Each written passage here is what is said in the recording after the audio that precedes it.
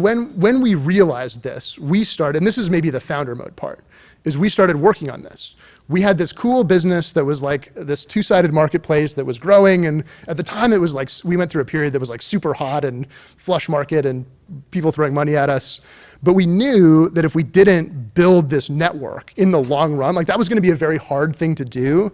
But in the long run, if we didn't do it, it wasn't gonna become the real thing. So we started investing in stuff that I think was not something that you would do if you were just trying to like maximize even the next like couple year value of the business.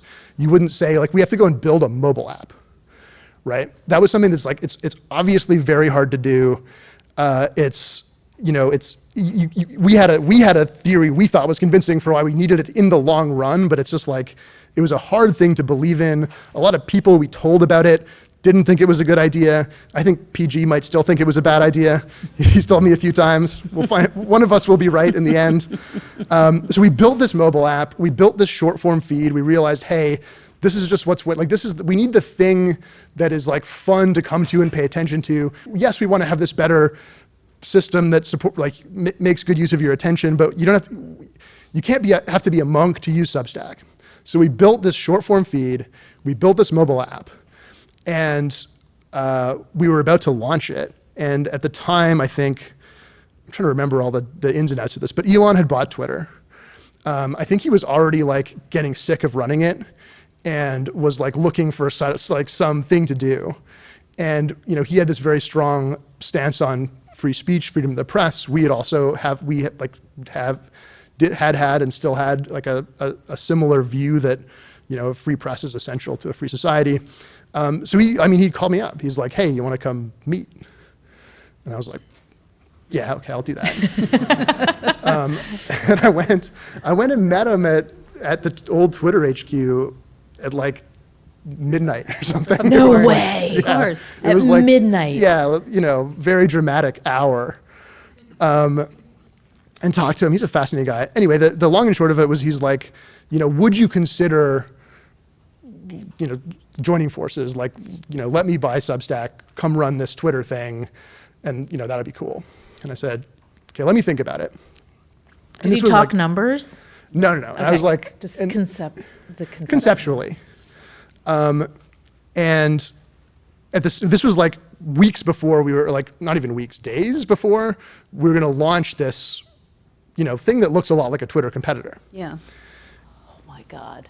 And so when we went to launch it, like as I was still in this little, gap, I just let him know. I was like, hey, just so you know, we're launching this thing. We've been planning it for a while. It's like, this is just like a part of our long-term strategy. We're not trying to be a competitor and fight, and we're very aligned in a lot of like the things a lot of the principles of things. And he was like, don't launch it. And I was like, no, like. This is after the meeting? Yeah. Or during the meeting? This is after. Okay. So you haven't told him no yet.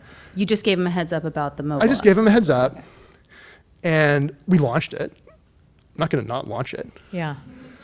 And he was very unhappy. How did he express his unhappiness? Well, you might remember this. There was a week where you couldn't say the word Substack on Twitter. So if you said the word Substack, your tweet would just, nobody would see it. And so people started treating us like Voldemort. They would be like, the platform that cannot be named is where my article is. But not only that, so you couldn't say the word Substack, you couldn't search for the word Substack.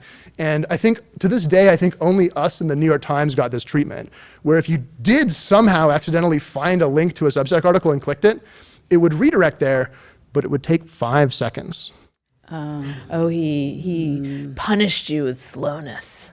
That's a very serious thing. If your links take 5 seconds, Yeah. 5 seconds is an eternity. Yeah.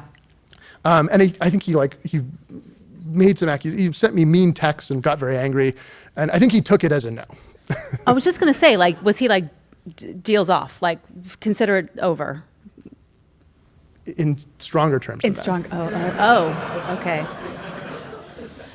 Wow. So you weren't intimidated?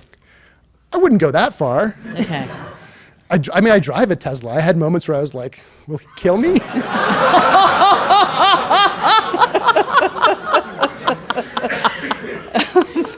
That's a weird I feeling don't to think have. he would. I still drive it, so I'm not that concerned, I guess.